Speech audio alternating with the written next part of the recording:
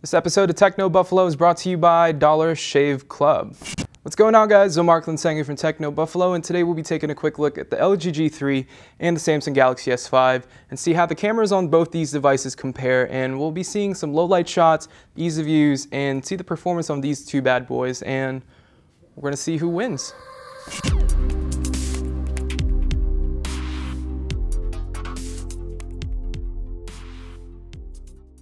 First up is the LG G3. If you haven't seen our review for this device already, we just want to quickly reiterate how incredible it is. The design is terrific, the screen is great, and the entire experience is one of the best we've ever seen. The camera, though, is what really impressed us. The LG G3 comes equipped with a 13 megapixel rear-facing camera with optical image stabilization. This function helps reduce blur and shaking and ensure your photos come out crisp and clear, and even in low light situations. The G3 also sports a laser autofocus, which is used to more accurately and instantly measure the distance to your subject. This allows for the fastest possible autofocus, giving you the ability to take photos quickly. There's nothing more frustrating than a camera that struggles to focus.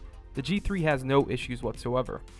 Also, beside that 13 megapixel shooter is a dual LED flash, which promises better illumination and even more natural tones. Digging a little deeper to the G3, it's also capable of shooting video, of course including 4K Ultra HD.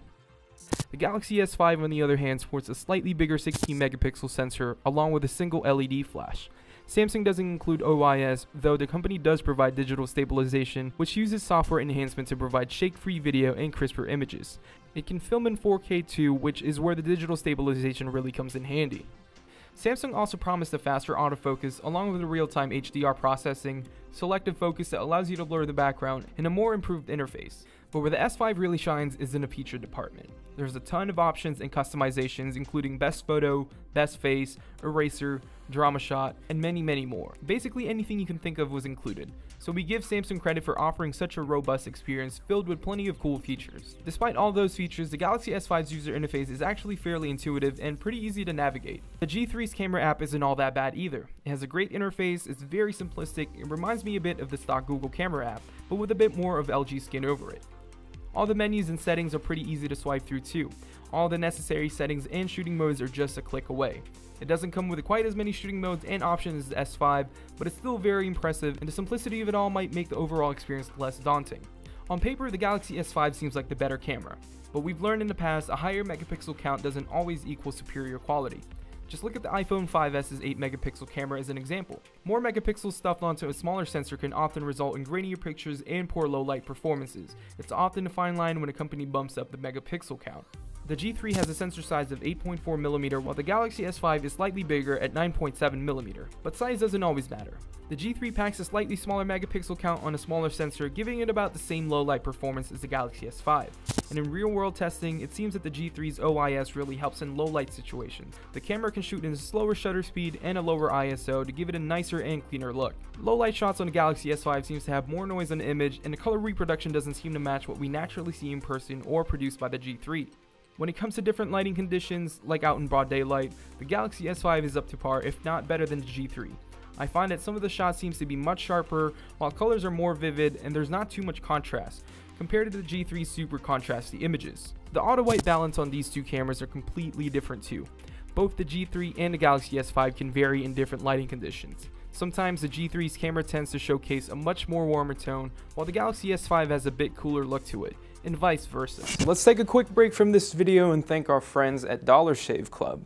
Buying razors suck, right? You gotta walk to the store, pick out a razor, and shell out $20 for some ridiculous shave tech you don't even need. Fortunately, there's a company that's doing away with all that ridiculousness. It's called Dollar Shave Club, and it couldn't be any simpler. For a few bucks a month, Dollar Shave Club ships amazing razors and other bathroom stuff right to your door. Their blades are just as good as the big shave companies at a fraction of the price. They've also got Dr. Carver's Easy Shave Butter to make your shave even more buttery smooth. Shave time, shave money. Join now at dollarshaveclub.com/technobuffalo. That's dollarshaveclub.com/technobuffalo. Performance-wise, these two devices can take some pretty quick photos, which is super helpful with quick-moving action scenes. The laser autofocus on the G3 really speeds up the process of taking multiple photos at once, while the S5 is no slouch either. A lot of shots I've taken on the G3 seems to get the proper exposure.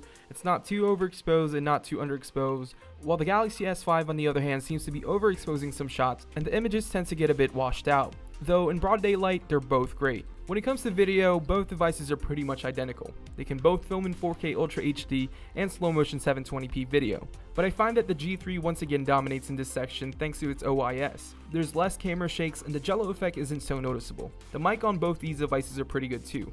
They're not the best, but definitely still good enough for everyday use. We already posted our 4K video tests on our channel, so we'll leave a link down below to both camera tests in full 4K so you can see for yourself the overall quality that these two devices output. So to wrap things up, I'm definitely going to have to go with the LG G3 on this one. It's got great autofocus speeds, it's got the optical image stabilization. Even though it has less megapixels, that really shouldn't matter to you guys since you're not printing anything and you're just going to post it online. So what do you guys think of these two devices? Which one would you prefer? Let us know in the comments down below. And as always, I'm Mark Linsanger from Techno Buffalo. I'll see you guys in the next video. Hey, thanks for watching this video, and if you guys would like to see more, please hit that subscribe button down there.